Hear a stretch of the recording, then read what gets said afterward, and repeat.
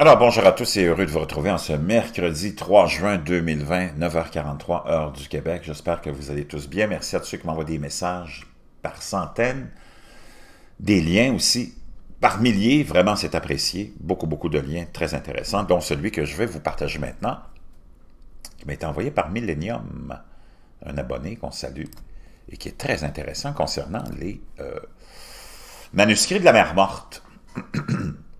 Et ça vient d'être publié hier par Géo. L'ADN lève le voile sur une partie du secret des manuscrits de la mer Morte. Les manuscrits de la mer Morte sont considérés comme l'une des plus importantes découvertes archéologiques de tous les temps.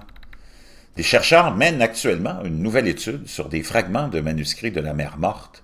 Focalisés sur l'ADN, ces recherches pourraient permettre de mieux comprendre l'origine des mystérieux artefacts. Certains des manuscrits de la mer Morte, collection de textes millénaires incluant le plus ancien texte biblique en hébreu, ne viennent pas du désert où ils ont été retrouvés, conclut une étude rendue publique mardi sur l'ADN de fragments de ces parchemins. Les 900 manuscrits retrouvés entre 1947 et 1956 dans les grottes de Qumran, au pied de la mer Morte en Cisjordanie, sont considérés comme l'une des plus importantes découvertes archéologiques de tous les temps car ils comprennent des textes religieux en hébreu, en araméen et en grec ainsi que la plus ancienne version de l'Ancien Testament connue. Les documents les plus anciens remontent au 3e siècle avant Jésus-Christ et le plus récent a été rédigé en l'an 70 au moment de la destruction du second temple juif par les légions romaines. De nombreux experts pensent que les manuscrits de la mer Morte ont été écrits par les Esséniens, une secte juive dissidente, qui s'était retirée dans le désert de Judée vers des grottes à Qumran. D'autres pensent toutefois qu'une partie a été cachée par des Juifs qui voulaient les protéger des Romains. Pour tenter d'y voir plus clair et de jeter un éclairage scientifique sur un débat théologique, des chercheurs israéliens ont étudié l'ADN de fragments de manuscrits écrits sur des peaux animales.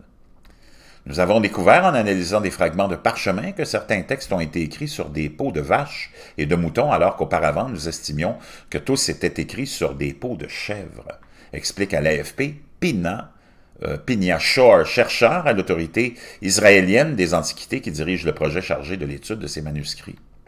Cela prouve que ces manuscrits ne viennent pas du désert où ils ont été retrouvés, affirme la chercheuse israélienne. Mais d'où viennent-ils exactement et par qui ont-ils été écrits? Ces questions demeurent entières, mais l'étude de l'ADN, réalisée pendant 7 ans sur 13 textes, par une équipe aussi de l'Université de Tel Aviv, ouvre la voie à de nouvelles découvertes, estime Mme Shor. Nous pourrons enfin trouver la réponse à la question essentielle de l'identité des auteurs de ces manuscrits, et ces premiers résultats vont avoir une répercussion sur l'étude de la vie des Juifs à l'époque du Second Temple. Ces recherches archéologiques restent un sujet sensible en Israël et dans les territoires palestiniens où les résultats de travaux sont parfois utilisés par des associations ou partis politiques pour asseoir leurs revendications sur des lieux de mémoire revendiqués à la fois par des Palestiniens et Israéliens. À l'instar du mont du Temple, lieu le plus sacré du judaïsme, est nommé l'esplanade des mosquées par les musulmans. Parmi les découvertes de l'équipe de Mme Shor figurent des extraits du livre biblique de Jérémie, prophète qui vivait au 6e siècle avant Jésus-Christ, et dont plusieurs fragments avaient longtemps été considérés par les chercheurs comme provenant du même manuscrit.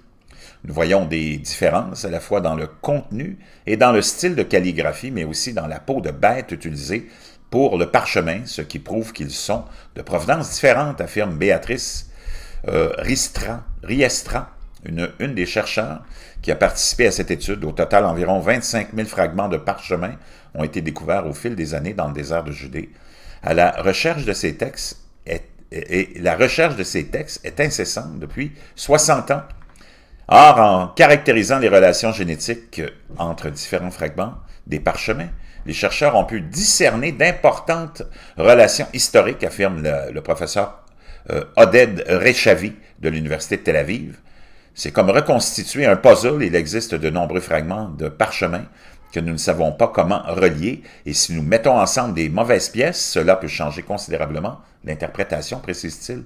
Et pour l'heure, le puzzle tient plus du casse-tête. La recherche n'est qu'à ses débuts, mais ça montre déjà des résultats probants, affirme Mme Shor, qui rappelle que son rôle est aussi de conserver les manuscrits et que cette étude ne peut être faite que sur l'ensemble des fragments existants, de crainte de les abîmer.